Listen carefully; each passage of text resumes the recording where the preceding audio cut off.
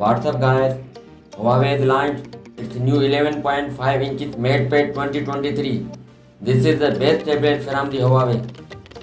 The tablet runs with the Harmony operating system. The MatePad will be powered by Snapdragon 7 Gen 1 4nm with octa-core processor and GPU of Adreno. It has IPS LCD touchscreen display with a large 11.5 inch screen with a 2.2K resolution for high quality visuals.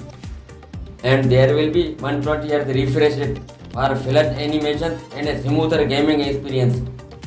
The MatePad will be paired with 6GB of RAM and built-in storage will be 128GB. And weight is 499 grams and is 6.85 mm thin.